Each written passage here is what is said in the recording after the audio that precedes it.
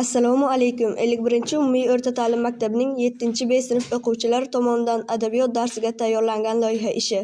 Guruh a'zolari Norboyev Komron, Shukurov Og'abek, Ne'matjonov Nurbek, Mahmudov Samarbek va Ne'matjonova Nozanin. Loyiha ishi mavzusi: Alisher Navoiy fardlari. Quyida Alisher Navoiy haqida ma'lumot berib o'tamiz. Alisher Navoiy o'z davrining iste'dodli shoiri, davlat arbobi, olim, ko'plab asarlari bilan o'zbek adabiyoti tarixida o'chmas iz qoldirgan buyuk mutafakkirdir. U 4 yoshidan adabiyotga, she'riyatga va ilm olishga qiziqdi. O'tkir zehni va tug'ma qobiliyati bilan zamonasining obro'li ijodkorlari, san'atkor va olimlari e'tiborini tortdi. 10-12 yoshlardan she'rlar yoza boshladi. Tarixchilarning yozishicha, mashhur shoir Lutfiy Alisherning bolalikda yozgan "Orazin yopqoch ko'zimdin sochilar har lahza yosh, bo'ylakim paydo bo'lur yulduz nihon bo'lg'ach quyosh" misralari bilan boshlanadigan g'azalni tinglab, "Agar mumkin bo'lsa edi, men o'zimning forsiy va turkiy tillarda aytgan 10-12 ming she'rimni shu bir g'azalga almashar edim" degan ekan.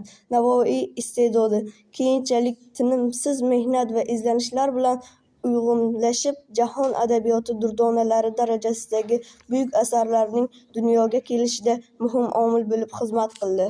Qit'a arabcha bo'lak, qism, parcha so'zdan mumtoz adabiyotga qo'llangan janrlardan biri bo'lib, unda muallifning turli mazmundagi fikr-mulohazalari, qarashlari ifodalanadi. Qit'a 2 bayt, 4 qator va undan ortiq bo'lishi mumkin. Undan har ikkinchi misra o'zaro qofiyalanadi. Quyida Alisher Navoiy qit'alaridan namunalar keltiramiz.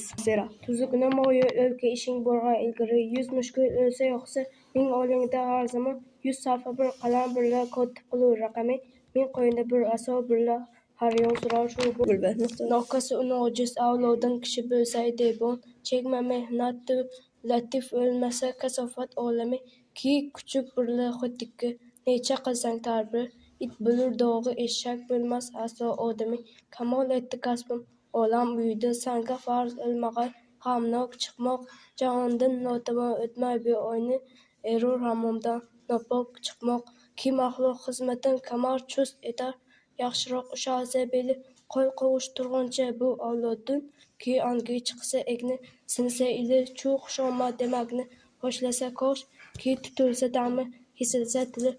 Ilmdan kasb qilga sur ermas, charx mushkullarni hal qilmoq, lekin ul ilm dog'i naf etmas, bilibon bo'lmasa amal qilmoq. Kimki o'zlug imoratin buzdi, bo'ldi naqdi fanoning muzdi, ul imoratni buzmayin solik, bo'la olmas bu naqdga molik. Ko'p oltin kumush sori qo'l sumog'il, ki tutsang kafingni qaro rang etar, ko'ngilda dog'i maylini asrama, ki ko'nglingni dog'i ham ul zang etar. Erur ahli hunar qoshinda hunar, ayb yopmoq dog'i hunar topmoq, hunarin elning oshkor etmoq, yo'q esa bori aybini yopmoq.